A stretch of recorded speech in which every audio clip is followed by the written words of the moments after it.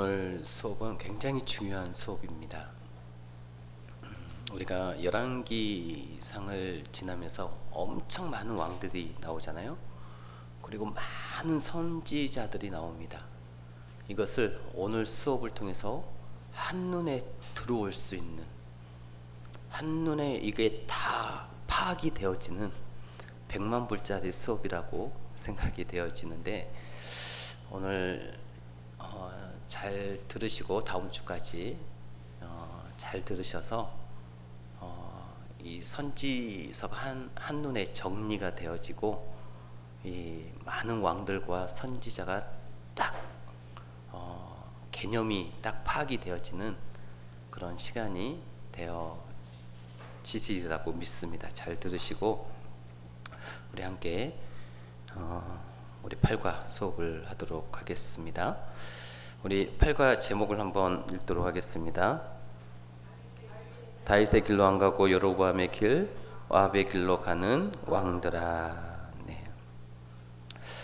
자, 7과에서 하나님께서 모델 한 사람을 쓰는 것을 보았어요. 누구였습니까? 다윗이 왜 진정한 모델인가? 다윗은 하나님이 진짜 왕이라고 하는 의식을 가지고 나라를 통치했기 때문에, 자기는 대리 통치자이고 하나님 진짜 통치자라고 하는 의식을 가지고 있었기 때문에 하나님께서 그를 모델이라고 합니다. 그런데 왕정시대에 이제 와 보니까 또 다른 모델이 뜨러나는 거예요. 어떤 모델인가? 우리 8과를 통해서 살펴볼 건데, 우리 8과 제목 한번 다시 한번 읽어볼까요? 다윗의 길로 안 가고 여로보암의 길, 아합의 길로 가는 왕들아. 네, 왕들아 부르면서 이제 본격적으로 왕정시대가 시작이 되어집니다. 여로보암과 아합이라고 하는 새로운 모델이 만들어지더라라는 것이죠. 오크 117페이지 보시면 거기 세 가지 포인트가 나와 있습니다. 세 가지 포인트. 자, 1번이 뭡니까? 열왕기상하 공부를 쉽게 하기 위해서 물고기 그림 얘기. 네, 물고기 그림이 뭔지 모르지만 이제 물고기 그림을 전체적으로 먼저 이해를 하자라는 것이고, 2번은 물고기 머리 몸 부분 공부하기. 물고기 그림 속에 머리 부분이 있는데 이 머리를 자세히 좀 공부를 하고, 3번 물고기 그림 몸통을 좀 이제 자세히 보자라는 게 3번이죠. 그래서 오늘은 열왕기 상하를 쉽게 공부하기 위해서 우리가 물고기 그림이라고 하는 것을 이해하게 될 텐데, 이 물고기 그림을 전체적으로 살펴보고, 그리고 물고기 그림의 머리와 몸통은 조금 더 자세하게 공부를 좀 하자라는 겁니다. 자, 이 앞에 보시면, 자, 우리가 이 구약의 스토리를, 역사적인 흐름 안에서 구약의 스토리를 지금 보고 있는데, 그래서 지금 뭐를 대로변으로 깔고 가고 있습니까? 역사서. 어떤 성경 목록? 역사서를 깔고 가고 있다라고 제가 자주 말씀을 드리죠. 역사서. 그래서 저번 시간까지 사무엘상하를 까지 공부를 했습니다. 자, 117페이지 스카치 테이프가 있는데, 이제 우리가 정복해 보자라는 거예요. 자, 이 제일 18페이지에 보면은 그러면 제일 밑에 우리 그런데다 또 문제는 뭔가, 거기서부터 한번 읽어볼까요? 시작. 그런데다 또 문제는 뭔가. 열왕기상하 시대에 기록된 성경이 시가서 3권, 예언서 12권 해서 총 15권이나 있다는 거예요. 이렇게 많은 성경 목록이 열왕기상하와 얽혀 있으니 열왕기상하를 모르면 이것들도 이해하기 어려울 겁니다. 열왕기상하 상황 속에서 생긴 책들이니까 말입니다. 사실 그래서 구약하면 안개처럼 느껴졌던 것입니다. 그러면 열왕기상하는 정말 어렵고 복잡한가? 또 창세기부터 흘러내려오는 하나님의 나라에 과연 열왕기상하 내용이 연결될 것인가? 이런 질문들을 놓지 말고 우리 한번 열왕기상하를 정복해 봅시다. 정복할 수 있습니다. 네. 오늘 이 열왕기상하에 들어가기 가는데 이제 이 열왕기상에 들어가면서 여기에 붙는 종속 목록이 많다라는 거예요.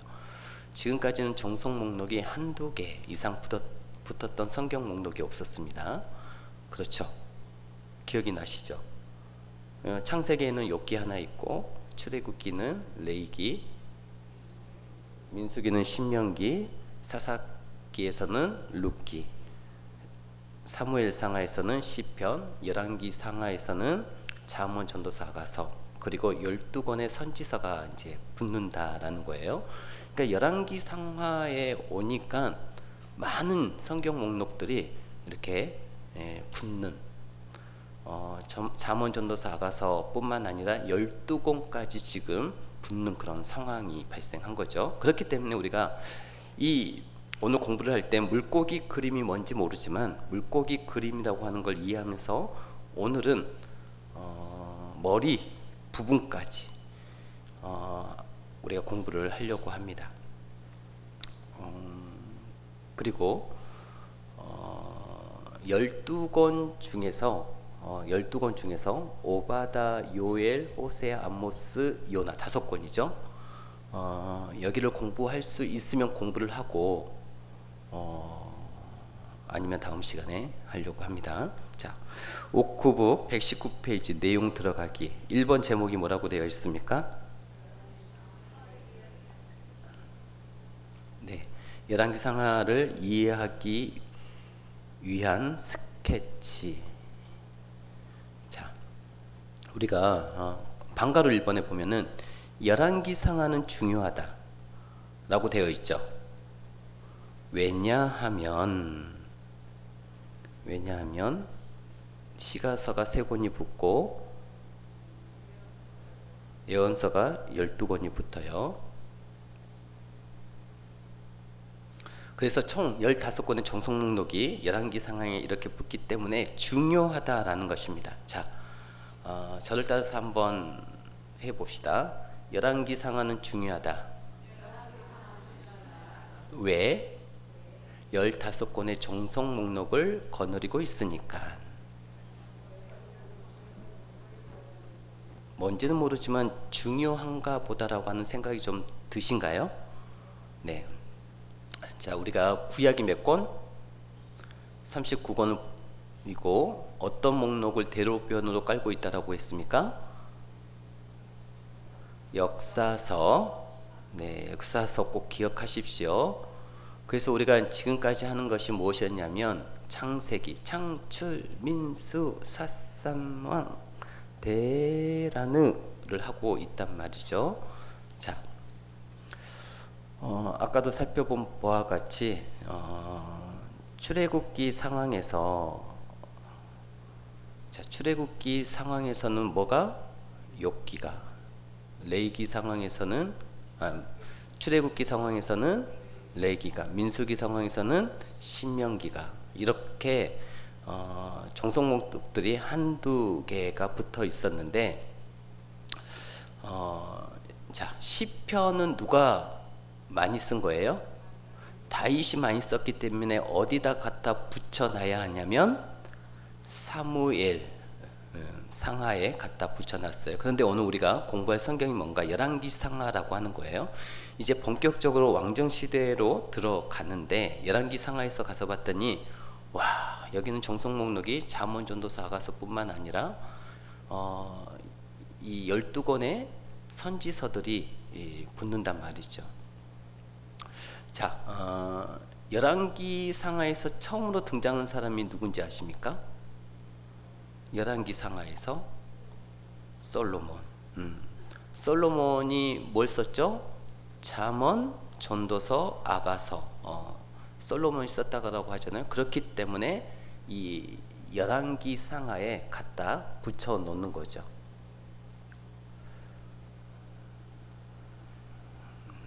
아시겠죠? 그리고 열왕기하에 12권의 예언서가 다다닥 붙는다는 거고, 그런데 예언서는 전부 몇 권인가? 네, 17권입니다. 그런데 17권 중에서 12권만 열왕기상하에 갖다 붙여요. 왜냐하면 포로 시대 이후의 얘기를 쓴 이 선지서들이 5권이 있기 때문에 그렇습니다. 열왕기상하는 이스라엘이 망하는 이야기까지가 기록이 되어 있어요. 그래서 포로 이후에 쓰여진 선지서 5권 뭔지 아십니까? 다니엘, 에스겔, 학개, 스가랴, 말라기 이 5권은 그래서 뒤에다가 붙여 놓습니다. 이사야, 에레미야는 그 전이에요. 이스라엘이 망하기 전에 쓰여졌던 활동했던 선지자들입니다. 그렇기 때문에 이 5권 뭐라고요? 다니엘, 에스겔, 스가랴, 학개, 말라기. 다니엘, 에스겔, 학개, 스가랴, 말라기. 이 5권은 언제? 포로 후 활동했던 선지자들이 쓴 선지서다. 그래서 이 5권은 그냥 한쪽에다 치워 놓으면 됩니다. 나중에 살펴볼 거니까. 자, 이 5권은 이제 우리가 한쪽에다 치워 놓고 그래서 이 열왕기 상하에 아까 이제 스카치 테이프에도 거기에도 나와 있지만은 이 열왕기 상하는 여러분 북방 이스라엘의 19명의 왕, 남방 이스라엘의 20명의 왕들이 지나가요. 솔로몬까지 합하면 총 40명의 왕들이 이 열왕기 상하에 등장을 합니다. 그러니 굉장히 복잡하겠죠. 굉장히 복잡한데 거기에 또 종속 목록이 이렇게 또 따닥따닥 달라붙는다라는 거예요. 그러니 얼마나 이 책 읽기가 힘들겠습니까?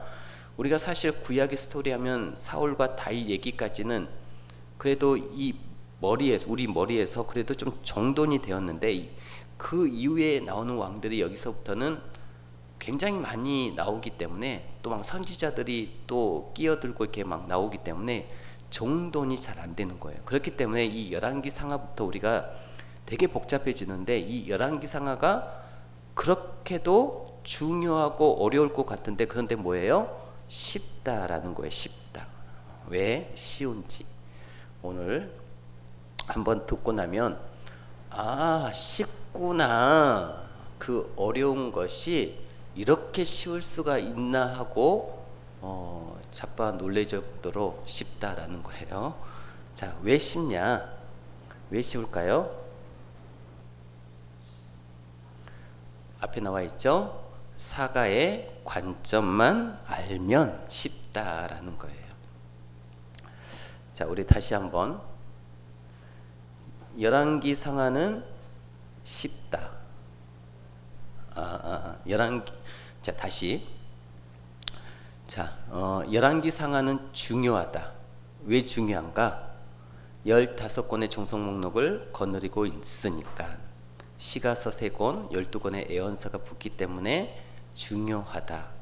그래, 이 15권의 종속 목록을 거느리고 있는 이 열왕기 상하는 정말 중요한데 그런데 쉽다. 왜? 사가의 관점 알면은 쉽게 읽을 수 있다라는 것입니다. 아시겠죠? 네. 자, 앞에 보시면 419, 516, 518 이런 걸 보면 여러분들 머릿속에서 뭔가 이렇게 떠오르는 게 있을 거예요. 뭔가 떠오르는 게 있으시죠? 419를 뭐라고 하느냐면 학생혁명, 군사정변, 민주항쟁 이렇게 이제 쓰여 있는데 이거를 사실로서의 역사, 해석으로 역사 이렇게 얘기를 합니다. 그래, 이 역사적인 날을 이제 사실이잖아요. 4.19가 있었고 5.16, 5.18이 있었던 건 사실로서의 역사이고 이것을 가지고 해석하는 것을 학생혁명이다, 군사정변이다, 민주항쟁이다 이렇게 해석을 한단 말이죠. 그러니까 우리가 이 열왕기사의 관점을 알면 된다라고 하는 것은 무슨 얘기냐면 열왕기상하 안에는 40명의 왕들이 지나가는 그 역사로서 사실로서의 그 역사적인 사실이 있어요. 그런데 열왕기상하를 쓴 이 사가가 해석한 관점이 있는데 그 관점을 알면 열왕기상하는 조금은 쉽게 볼 수 있다라는 거예요. 자, 예를 들어서 여기 그림이 있잖아요. 이게 이제 해바라기 그림 유화라고 하는데 앞에 뭐가 보이십니까? 꽃이 보이죠. 해바라기 꽃이 보이죠. 꽃병에 해바라기 꽃이 담겨 있어요. 그리고 이제 여러분들이 한번 이런 장면을 상상해 보시기 바랍니다. 그림 그리기를 좋아하는 어떤 남자가 이제 집에 왔더니 화병에 이 꽃이 해바라기 꽃이 꽂혀 있는 거예요. 그 꽃을 보니까 이제 어렸을 때 생각이 나는 거죠. 자기 집 앞마당에 해바라기가 많이 있었고 또 돌아가신 엄마가 해바라기 씨를 말리셨던 그런 생각이 나고 해서 이 꽃을 그려보고 싶은 생각이 들었어요. 그래서 이 화병에 꽂혀 있는 해바라기 꽃을 이제 그리기 시작합니다. 자기가 어렸을 때의 뒷마당과 그리고 어머니 하면 생각났던 그 해바라기, 그런 생각이 나서 그림을 그렸는데, 이 꽃병 주위에 뭐가 있어요? 갖가지의 소품들이 있는 거예요. 그런데 이 화가가 표현하고 싶은 것은 따로 있죠. 뭐였어요? 해바라기였는데 이 옆에 있는 것들을 이대로 이제 그리면은 표현하려고 하는 게 아닌 거죠. 자기 관점이 아닌 거죠. 그래서 화가가 그리려고 했던 이 해바라기만 놔두고 나머지는 배경 처리를 해버립니다. 배경 처리. 나머지는 그냥 이렇게 배경 처리를 하는 겁니다. 무슨 얘기냐면 열왕기 상하를 쓴 이 사가가 보여주고 싶어하는 이 해바라기 꽃이 있단 말이죠. 우리는 그 해바라기 꽃이 뭔지를 찾아서 그걸 보면 된단 말이죠. 아시겠습니까? 그래서 이 열왕기 상하라고 하는 이 책 안에는 5만 가지 것들이 있는데, 액자도 있고 인형도 있고 뭐 자전거도 있고 시계도 있고 뭐가 이게 저거 많이 있는데, 이처럼 다 배경 처리할 것이고, 이 사가가 자기가 보여주고 싶다라고 하는 것, 이것을 우리가 쫓아가서 보면 된다라는 것이죠. 그러면 이 사과의 관점이 뭐냐라는 거죠. 그래서 이 열왕기 상하를 쓴 이 사과의 관점을 봤더니 이 사과의 관점이 세 덩어리로 나누더라라는 겁니다. 몇 덩어리? 첫 번째, 두 번째 세 덩어리. 자, 이 세 덩어리로 나누는데 그 세 덩어리가 얘기가 뭔가 하고 봤더니 첫 번째 덩어리는 솔로몬 이야기, 남북이 갈라지는 이야기더라라는 것이죠. 그러니까 첫 번째 이야기가 솔로몬 이야기, 남북이 갈라지는 이야기. 그리고 두 번째 덩어리는 아하방 이야기더라라는 거예요. 세 번째 덩어리는 망하는 이야기더라라는 것이죠. 그래서 그렇게 복잡할 것 같은 열왕기 상하를 이분은 딱 세 덩어리로 정리했다라는 거예요. 첫 번째 덩어리가 뭐라고요? 남북이 갈라지는 이야기, 두 번째는 아방 이야기, 세 번째는 망하는 이야기더라 라는 것입니다. 자, 이걸 잘 기억하고 있어야 됩니다. 그래서 정말 그런가 하고 우리 한번 들어가서 이제 볼 건데, 성경 안에서 들어가 보자고요. 여러분, 이 열왕기 상하를 좀 펴 주시고 1장을 보세요.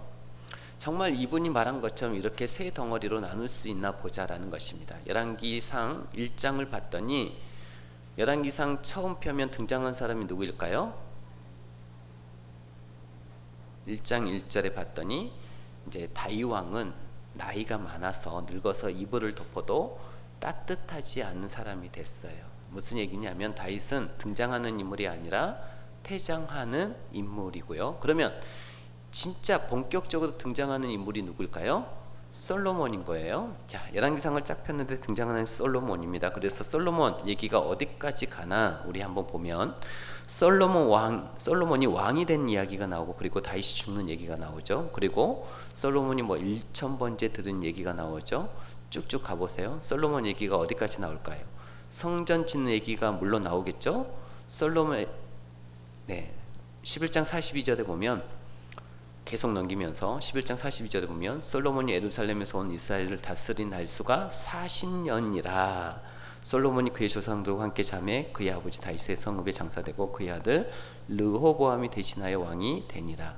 여기 봤더니 솔로몬이 이제 다스린 날수와 솔로몬이 죽는 얘기가 나오죠. 그러면 솔로몬 얘기가 몇 장까지 기록이 된 거예요?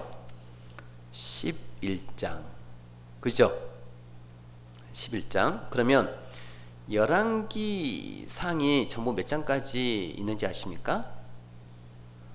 22장까지 있어요. 22장까지 있는데 지금 솔로몬 얘기 지금 얼마나 한 거예요? 반을 솔로몬 얘기한 거예요. 솔로몬을 포함해서 이제 40명의 왕들이 나온다고 했는데 그 왕들은 다 언제 하려고 이렇게 솔로몬 얘기를 많이 했지? 그런데 이 사가는 지금 솔로몬 얘기를 많이 하고 싶었던 거죠. 그래서 솔로몬 이 열왕기상 11장까지 솔로몬 얘기예요. 그런데 그 첫 번째 덩어리를 뭐라고 했습니까? 솔로몬 이야기와 남북이 갈라지는 이야기라고 말씀을 드렸는데, 그러면 그 뒤에 정말 남북이 갈라지는 이야기가 나오나 12장 보십시오. 북쪽 지파들이 배반한 이야기들이 나오면서 남북이 갈라지고 뭐 그런 얘기가 나오는 것 같습니까? 네? 그런 얘기가 나오죠. 뭐 베델의 여로보암이 금송아지 만드는 얘기도 나오고 베델의 제단 만드는 얘기도 나오고, 계속 보니까 여로보암 아들 죽는 얘기도 나오고, 그리고 계속 보면 여로보암의 얘기가 나와요. 그래 이 사가는 여로보암의 얘기를 그나마 많이 하고 있는 것을 볼 수가 있습니다. 또 유다의 르호보암의 왕보다 북쪽에 여로보암의 얘기를 많이 해요. 그러면서 14장에 여로보암의 죽는 얘기가 나오고, 그리고 나서 15장을 보니까 유다왕 아비암 또 8절만 기록을 해놨어요. 또 유다왕 아사 16절 기록해 놨죠. 그리고 이스라엘의 왕 나답 8절, 이스라엘의 왕 바사 뭐 9절 정도, 그리고 16장에 가보니까 이스라엘 왕 엘라 7절, 이스라엘 왕 시므리도 6절, 오므리 8절. 이 열왕기상의 반토막에 걸쳐서 솔로몬이 얘기를 했는데, 그리고 나서 남북이 갈라지는 그런 얘기를 12장부터 14장에 걸쳐서 하는 것 같더니만 그 이후의 왕들은 짧게 마치 배경 처리하듯이 그렇게 지금 다루고 있어요. 그래요, 안 그래요? 그래서 첫 번째 덩어리는 열왕기상 1장에서 11장까지가 솔로몬 이야기, 12장에서 14장까지가 남북이 갈라지는 이야기가 나오는 겁니다. 그런데 두 번째 덩어리를 우리가 누구 얘기라고 했습니까? 아합 왕 이야기라고 했는데 아합 얘기가 도대체 언제 나타나는 거냐 하고 봤더니 열왕기상 16장 29절, 16장 성경책에다가 기록을 해 놓으세요. 16장 29절. 여기서부터 아합 왕 이야기가 정말 등장한다라는 거예요. 16장 29절부터 아합 왕 이야기를 시작을 하는데 17장에 갔더니 길르앗에 우거하는 자 중에 디셉사람 엘리야가, 그러면서 이게 뭔가 약간 얘기하는 패턴이 달라지면서 뭔가 멍석을 펴는 사람처럼 얘기가 길어지는 것 같은 느낌이에요. 여러분 혹시 주연이 있으면 반드시 뭐가 있습니까? 조연이 있겠죠. 그래서 주연 아합을 얘기하면서 아합과 관련된 사람이 누구 있는가, 조연들이 누구 있는가 봤더니 아합의 부인 이름이 누굽니까? 이세벨. 그렇습니다. 아합과 이제 이세벨이 부부예요. 그런데 그때 등장하는 선지자들이 누구냐? 엘리야 그리고 엘리사, 그때 등장을 합니다. 그리고 이 아합과 이세벨의 딸이 누구인지 아십니까? 아달랴. 네, 아달랴까지는 잘 모르시나 보죠. 네. 그리고 이 아합 가문을 멸망시키는 왕이 누군지 아십니까? 에후라고 하는 사람이 등장을 합니다. 그렇기 때문에 이 아합이라고 하는 주연과 관련된 이 조연 사람들의 이야기가 다 끝나는 지점이 두 번째 덩어리 아합 왕 이야기예요. 그 부분이 두 번째 덩어리입니다. 자, 아합과 관련된 사람이 누구라고 했어요? 이세벨, 엘리야, 엘리사, 아달랴, 또 아합을 죽인 에후 왕조가 끝나야 아합 왕 이야기가 끝난다라는 거예요. 이해되셨죠? 그럼 도대체 이 사가가 아합 왕 이야기를 언제까지 쓰는지 좀 보자라는 거죠. 17장에 누가 등장합니까? 엘리야가 등장을 하죠. 엘리야 얘기가 등장을 해요. 그리고 쭉 가보시면 열왕기상 22장으로 가보세요. 22장 37절에 봤더니 아합이 죽는 거예요. 37절에 봤더니 왕이 이미 죽음에 그의 시체를 메어 사마리아에 이를 왕을 사마리아에 장사하니라. 누가 죽었다는 얘기입니까? 아합이 죽었어요. 이 아합왕 이야기를 하는데 아합이 죽었네. 그러면 아합왕 이야기가 끝났나 하고 봤더니 열왕기하 1장에 또 누구 얘기가 나와요? 열왕기하 1장에 누구 얘기가 나와요? 엘리야의 얘기가 또 나온다는 겁니다. 엘리야 나오죠? 그러면 아합왕 얘기 끝났어요? 안 끝났어요? 안 끝났어요. 아직 아합왕 이야기가 안 끝난 거예요. 이 아합과 관련된 사람들의 얘기가 끝나야 아합왕 얘기가 다 끝난다라고 제가 말씀을 드렸습니다. 열왕기하 2장에 가봤더니 누가 승천을 해요? 엘리야가 승천을 하네요. 그리고 나타난 선지자가 누구입니까? 엘리사예요. 그래, 이 아합 이야기가 계속 되는 거예요. 엘리사가 일으키는 기적들이 계속 쭉 나옵니다. 이제 보니까 이 사가가 엘리사 얘기가 굉장히 길게 하고 싶었던 거예요. 뭔지 모르지만 길어요. 그런데 길게 하는데 지금 8장 정도 오니까 여러분 열왕기하 8장쯤 오니까 아달랴 얘기가 나와요. 아달랴는 누구라고요? 예, 이세벨, 아합과 이세벨의 딸이죠. 중간에 이제 아달랴 18절에도 아합의 집과 같이 하였으니 하면서 아합의 딸 얘기가 조금 나오고요. 그리고 26절에도 아달랴라고 하는 이름이 또 나오고요. 9장에 보십시오. 누가 왕이 되었다는 겁니까? 이스라엘의 왕이 에후가 되었다라는 거예요. 그러면 지금 아합왕 얘기가 끝났다는 거예요? 안 끝났다는 거예요? 아직 안 끝났어요. 9장 30절 보십시오. 9장 30절 누가 살해된다는 겁니까? 이세벨이 살해된다라는 거예요. 아합의 부인인 이세벨이 살해된다면 지금 아합왕 얘기가 끝났다는 거예요. 두 번째 덩어리 아합왕 이야기는 계속되고 있는 거예요. 10장에 보니까 누구의 아들들이 살해되고 있어요? 아합의 아들들이 살해되고 있어요. 아합의 얘기 끝났습니까? 안 끝났어요. 11장에 가보세요. 여기 봤더니 또 아달랴 얘기가 좀 더 자세하게 써 있고요. 또 뭔지는 모르지만 계속 지금 누구 얘기예요? 아합왕 얘기가 계속 되고 있다라는 겁니다. 그러다가 13장 14절에 보니까 누가 죽는 얘기가 나와요? 엘리사가 죽는 얘기가 나와요. 13장 14절에.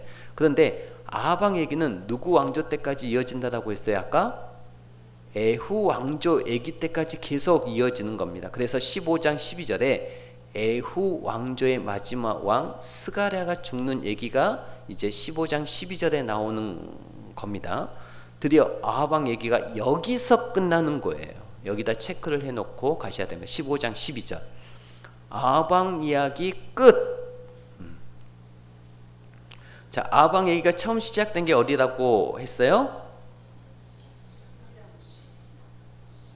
열왕기상 16장 29절에 시작이 됐었고 아합왕 이야기가 끝나는 거는 열왕기하 15장이 돼서야 12절에 돼서야 아합왕 이야기를 이분이 이 사가가 열왕기상하를 쓴 이 사가가 여기서 아합왕 이야기를 끝낸다라는 거예요.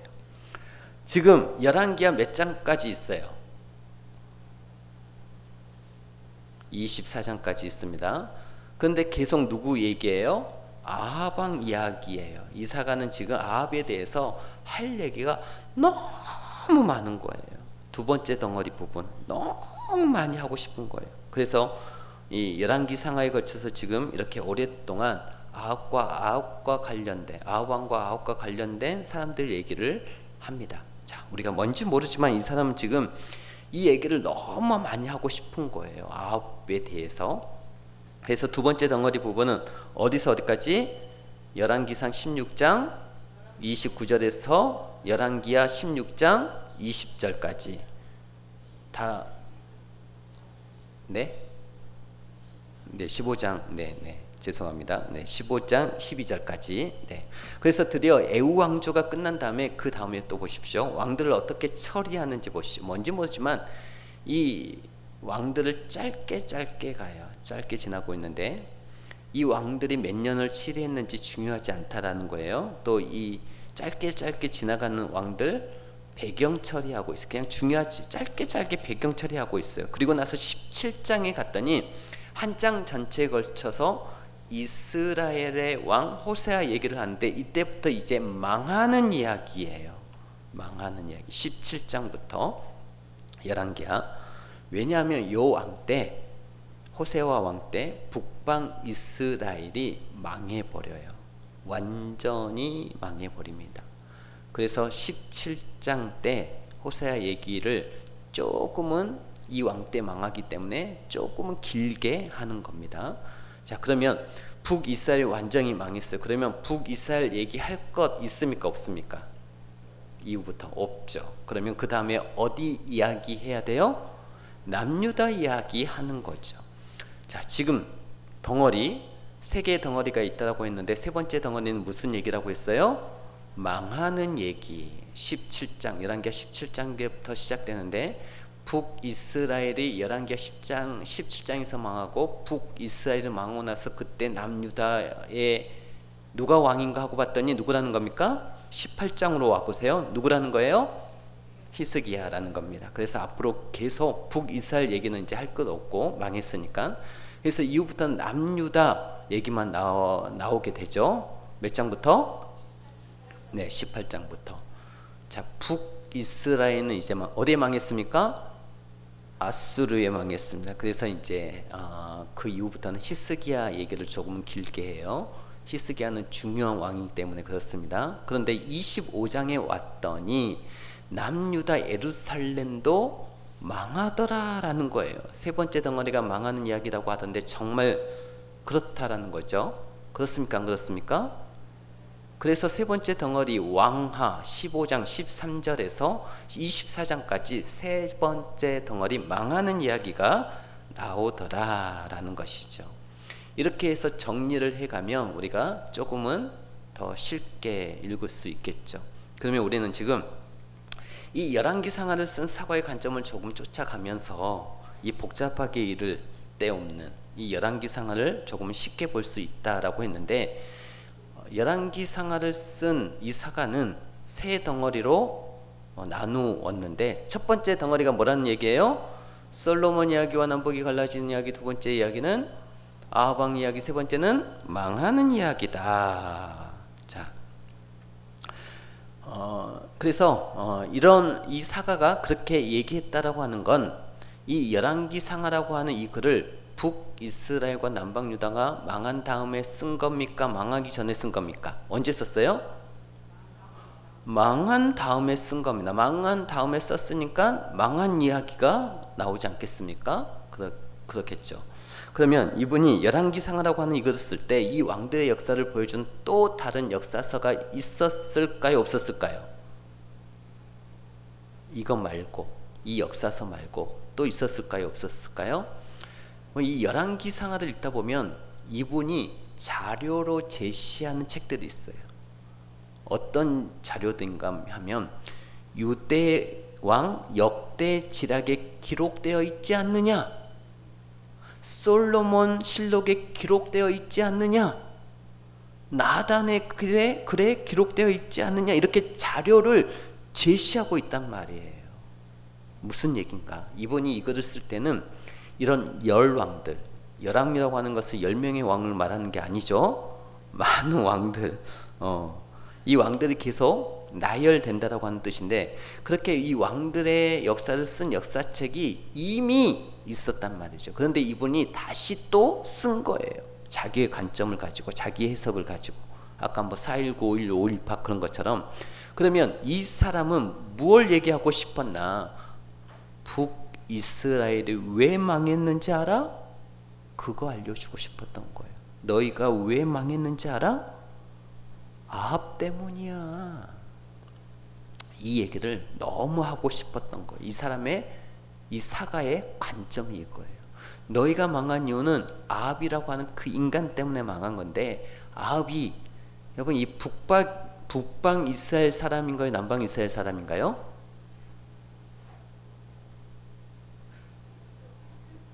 북방 이스라엘 왕입니다. 그래서 이 사가는 북방 왕 이스라엘 중심으로 얘기를 풀어가게 돼요. 왜?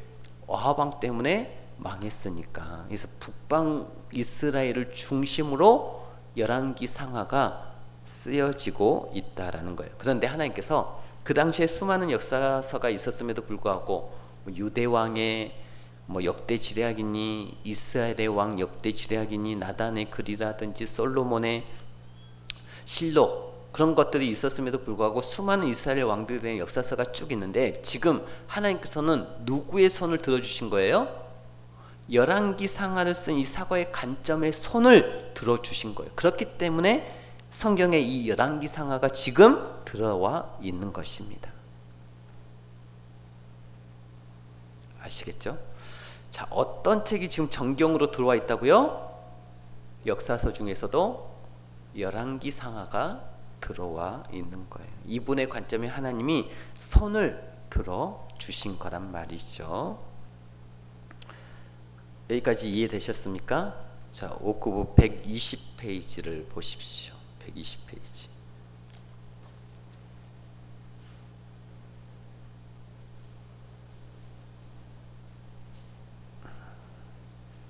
120페이지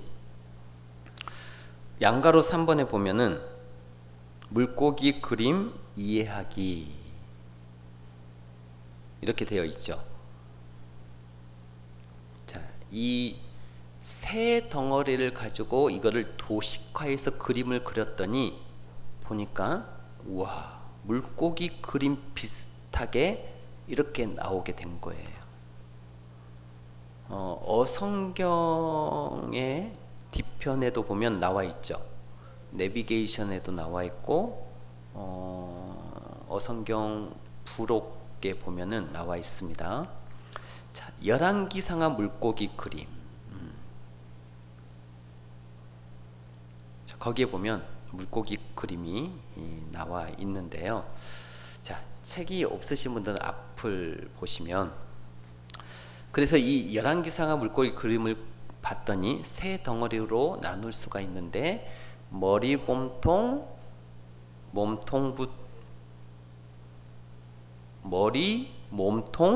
꼬리 이렇게 나눌 수가 있는 거예요.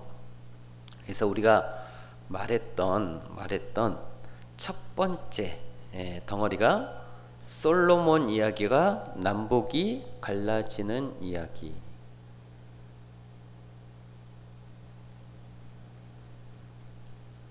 첫 번째 덩어리가 머리 부분이죠. 저 머리 부분에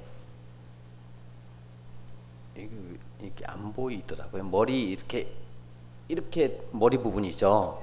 거기다가 눈 하나 그려 놓으시죠. 물고기 모양 같이.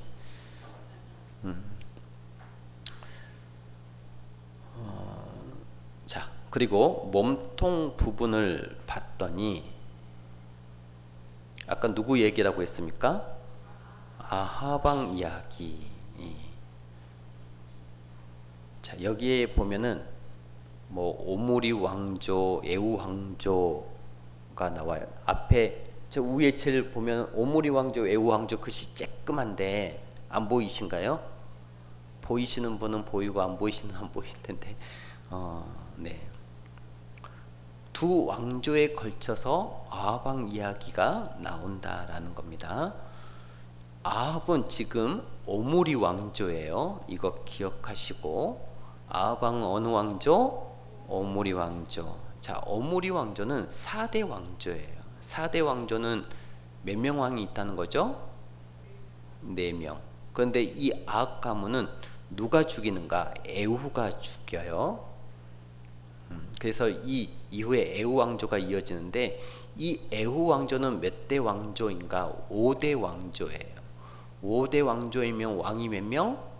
5명. 그래서 여러분들 다른 것은 기억 안 하셔도 되는데, 아합이 등장하는 여기는 무슨 왕조라고요? 오므리 왕조. 그 다음 누구 왕조? 에후 왕조. 그래서 몸통 이야기는 오므리 왕조와 에후 왕조 얘기다. 그런데 그 중심 인물이 누구? 아합. 이거 기억하고 계셔야 되고요. 어떤 왕조와 어떤 왕조라고요? 오므리 왕조와 에후 왕조. 그런데 이 아합 왕이 남쪽 왕이라고 했어요? 북쪽 왕이라고 했어요? 북쪽 왕. 그렇기 때문에 여러분들이 이 물고기 그림을 보시면 아시겠지만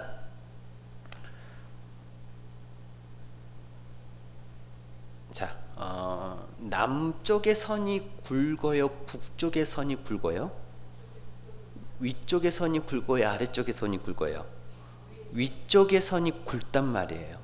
북이스라엘의 선이 굵어요. 이건 괜히 뭐 실수로 하나는 얇고 하나는 굵고가 아니라 지금 어디 얘기를 많이 하고 싶다라는 얘기예요. 이 사가는 북이스라엘을 얘기를 너무 많이 하고 싶다라는 얘기예요. 그렇기 때문에 남유다의 왕들은 짧게 배경 처리되어집니다. 그리고 꼬리 부분에 왔더니 이스라엘은 마지막 왕 호세아 때 아수르에 망하고 그때 이제 내려왔을 때 남유다의 왕이 누구라고요? 네, 히스기야. 북이스라엘이 망할 당시 남유다의 왕은 히스기야 왕이었다. 자, 북이스라엘은 아수르에 망하고 남유다는 북이스라엘이 망한 이후 130년이 지나서 누구에게 망합니까? 바벨론에 망하더라. 이런 망하는 얘기가 꼬리 부분에 해당하는 이야기라는 거예요. 자, 머릿속에서 좀 정리가 되십니까? 이제 여러분들의 물고기 그림이라고 하는 게 뭔지 이해하셨죠?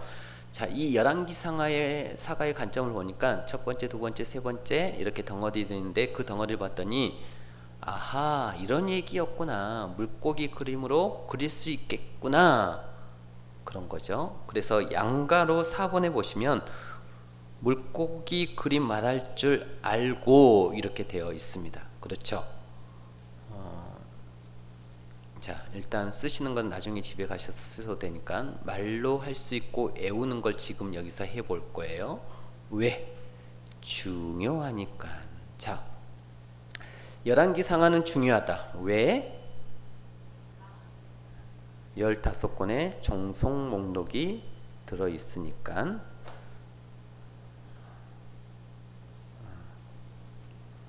자, 우리 한번 해볼까요? 열왕기 상하는 중요하다. 왜? 15권의 종속 목록을 거느리고 있으니까. 그런데 쉽다. 왜? 사과의 관점이 물고기 그림을 알면 되니까. 그러면 물고기 그림이 뭔데?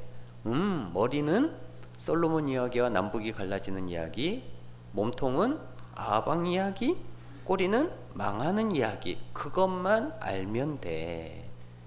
이게 물고기 그림을 말하는 거잖아요. 아시겠죠? 자, 우리 한번 따라서 해볼까요? 자, 작은 소리로 하시면 제가 시켜볼 거예요. 자, 큰 소리로 한번 해보겠습니다. 열왕기 상하는 중요하다. 자, 우리 몇 분 되지도 않는데 한 목소리로 한번 해보도록 하겠습니다. 자, 열왕기 상하는 중요하다. 왜? 15권의 종속 목록을 거느리고 있으니까. 그런데 쉽다. 왜? 사가의 관점인 물고기 그림을 이해하면 되니까. 그러면 물고기 그림이 뭔데? 머리는 솔로몬 이야기와 몸통은 아방 이야기, 꼬리는 남북이 망하는 이야기야. 여기까지만 하면 돼요. 여기까지. 다시 한번 해볼까요? 시작! 열왕기 상하는 중요하다. 왜? 15권의 종속 목록을 거느리고 있으니까. 그런데 쉽다. 왜? 사과의 관점인 물고기를 알면 되니까. 그럼 물고기 그림이 뭔데? 머리는 솔로몬 이야기와 남북이 갈라지는 이야기, 몸통은 아방 이야기, 꼬리는 망하는 이야기야. 누가 한번 해보시겠어요? 할 수 있겠죠? 박근혜 고사 할 수 있겠죠? 나중에 네, 집에서 연습해 보시고 다음 주에 한번 술술술 나올 수 있도록. 자, 이 몸통 부분에 아까도 얘기했지만 몸통 부분에 아방 이야기가 나오는데 등장인물, 거기에 관련된 등장인물이 누구냐? 누굽니까? 아합, 이세벨, 아달랴, 엘리야, 엘리사, 그리고 에후까지. 자, 꼬리에 망하는 이야기라고 했는데 이렇게 짧게 왕들이 지나가다가 북이스라엘은 누구의? 아수르에 망하고 그 이후 130년이 지나서 남유다는 어디에? 바벨론에 망하는 이야기.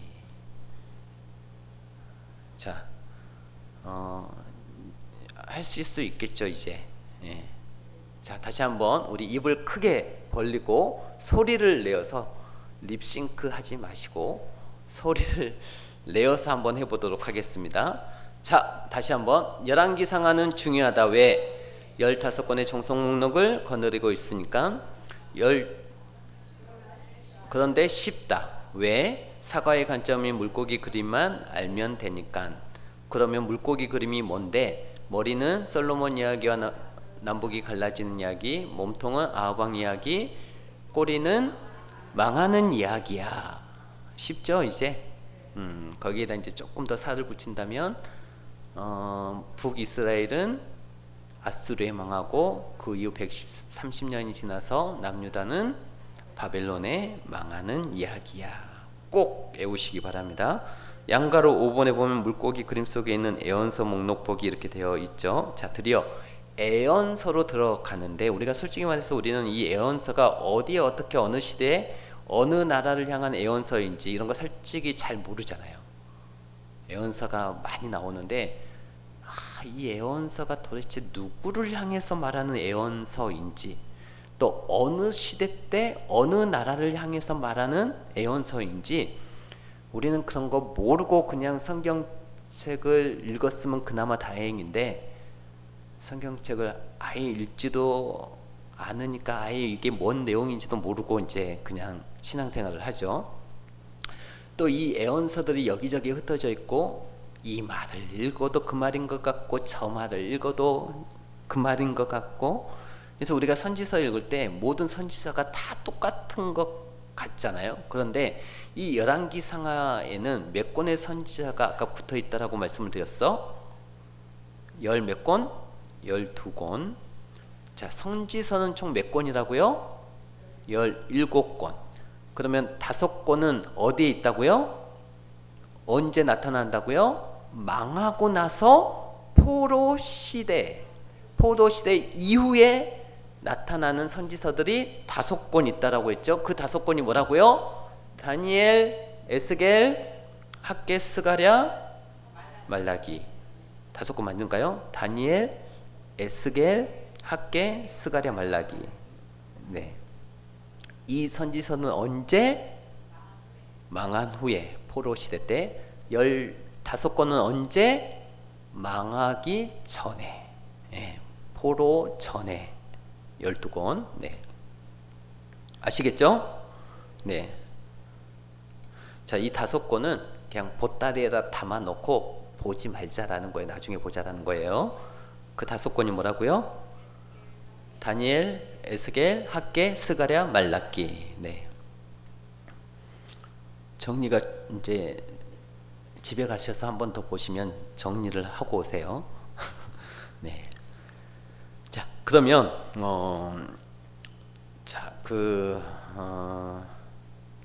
이 12권의 선지서가 이제 열왕기상하에 붙는데 이렇게 봤더니 몸통 부분에는 몇 권의 선지자가 붙어요?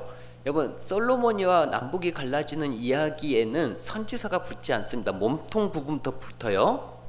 이제 북이스라엘이 이제 우상 숭배하고 망하는 길로 가기 때문에 그때부터 이제 선지자들이 활동하기 시작하죠. 자, 몸통 부분에는 몇 권의 선지서가 붙냐 하면 5권이 붙어요. 꼬리 부분에는 그럼 몇 권? 12권에서 몇 권? 7권. 산수가 잘 안 되시나요? 몸통 부분에는 몇 권? 5권. 꼬리 부분에는 7권. 자, 그리고 보니까 이제 이 여러 선지자 중에 북이스라엘에서 활동한 선지자가 3명 있어요.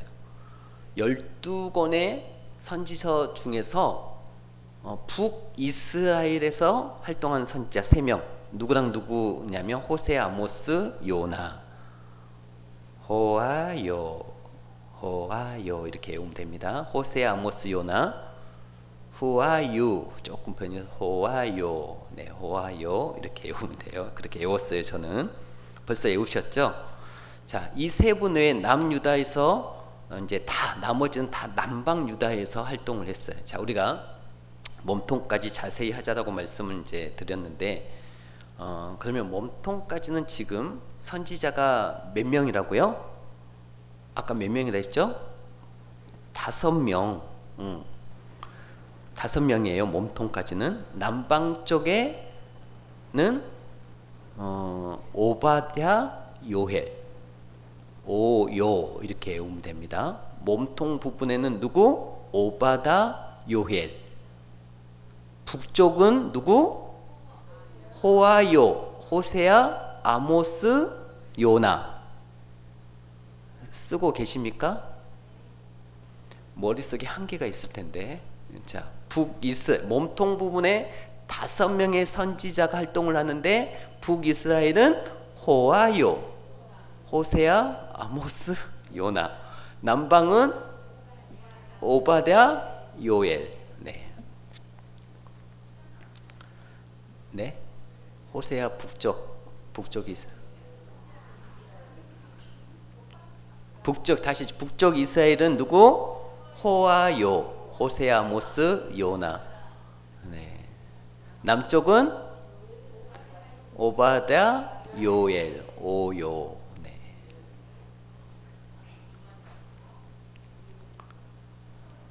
졸리우신가요?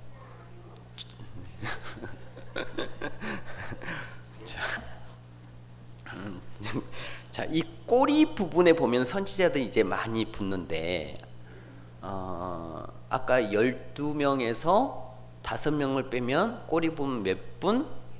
7분. 자, 그래서 이 꼬리 부분에 굉장히 큰 산처럼 우뚝 서 계신 분이 이사야, 에레미야입니다. 이사야는 다음 시간에, 에레미야는 또 그 다음 시간에 우리가 조금 더 자세하게 볼 거고요. 자, 이제 다시 한번 정리를 하겠습니다. 자, 몸통 부분과 꼬리 부분에 해당하는 선지서를 한번 기억하고 지나갈까요? 몸통에서는 북쪽에 누구? 몸통은 몇 명의 선지자? 5명의 선지자. 북쪽에 몇 명? 네? 3명. 남쪽은 2명. 북쪽 3명 선지자 누구? 호아요. 네. 호세, 아모스, 요나. 남쪽은 오요, 오바다, 요엘. 네. OS가 나오고 난리가 아닙니다. 아주. 네. 자, 꼬리 부분은 이사야, 미가, 나훔, 스바랴, 에레미야, 하박국. 이제 지금 가르쳐 드는 거예요. 꼬리 부분. 너무 한꺼번에 많이 가르쳐 주면 지금도 잘 맨날 헷갈리시는데, 네. 자, 꼬리 부분은 이사야, 미가, 이미, 나스에하, 그렇게 외우시면 됩니다. 이미, 나스에하. 이미 났어. 이미 나스에하. 이사야, 미가, 나훔, 스바냐, 에레미야, 하박국. 네. 자, 아시겠죠? 12권의 선지자 중에서 북방 이스라엘 선지자는 몇 명? 3명. 호아요. 나머지는 다 남방 유다의 선지자였다라는 거예요. 그거 기억하시기 바랍니다. 자, 다 정리가 되셨습니까?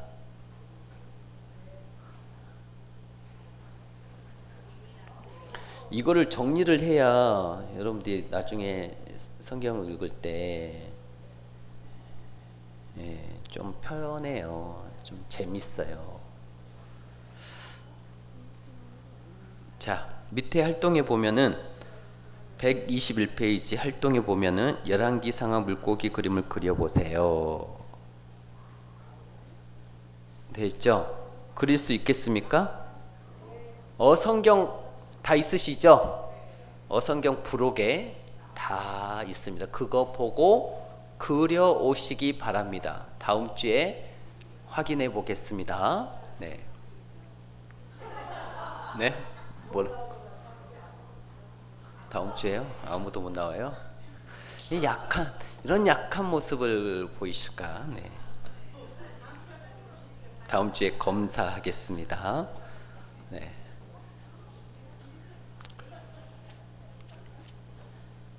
자, 오늘 매우 중요한 수업 같습니까? 안 같습니까? 앞으로도 계속 중요하겠죠. 네, 쭉 중요합니다. 포로 이후까지 굉장히 중요하기 때문에 우리가 빈약한 부분이잖아요. 굉장히 읽기 힘든 부분이잖아요. 앞구를 딱 정리해서 읽잖아요. 아, 호와요 나오네. 북이스라엘에 대해서 예언하고 있구나. 딱 캐치가 되는 거죠. 아시겠죠? 나머지 선지자는 다 누구? 남쪽, 남방 유다에 대해서 예언을 하고 있다. 호와요만 외우면 돼요. 남쪽은 이미 나예스. 그렇게 외우시면 된단 말이에요. 외울 수 있어요. 다 할 수 있어요. 우리가 정리만 딱 해놓고 성경을 보잖아요. 너무너무 재밌어요. 성경이 그 어느 소설책보다 재미있는 책이 성경입니다. 자, 우리 다시 한번 정리해 볼까요? 머리 부분이 뭐였어요? 솔로몬 이야기와 남북이 갈라지는 이야기. 예. 또 몸통은 아방 이야기. 꼬리 부분은 망하는 이야기. 자, 몸통 부분에서 몇 명의 선지자가 나온다고요? 5명의 선지자. 북이스라엘은 누구? 호와요. 남은 오요. 네. 자, 그리고 꼬리 부분은 몇 명? 7명의 선지자가 예언을 하고 있고, 다 7명은 남방 유다에 대한 예언이다. 그렇게 이해하시고, 이제 다음 주부터는 진짜 내용으로 들어갈 거예요. 솔로몬 이야기부터 쭉 해가지고 아방 이야기를 쭉 들어가고, 그 다음 주에는 꼬리 부분까지 쫙 해서 한눈에 딱 깨트릴 겁니다. 자, 너무 기대가 되죠. 다음 2편이 또 기대가 되시죠. 네. 자, 우리가 너무 읽기 힘들었던 에레미야, 에스겔 이런 책들이 이런 거였어? 그래서 성경을 읽을 수 있단 말이에요. 성경 안 읽고 신앙생활하는 사람은 정말 신앙생활의 묘미와 재미를 모르고 이제 하는 거예요. 여러분 성경은 꼭 우리가 읽을 수 있어야 합니다.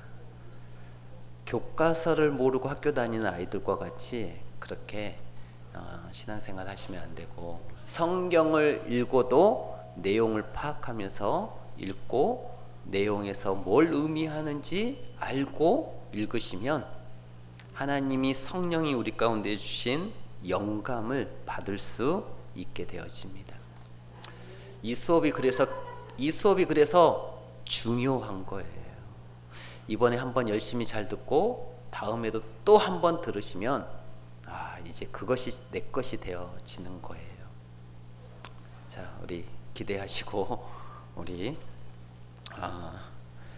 찬양하고, 시간이 지났는데 찬양 한 곡 하고 마치도록 하겠습니다.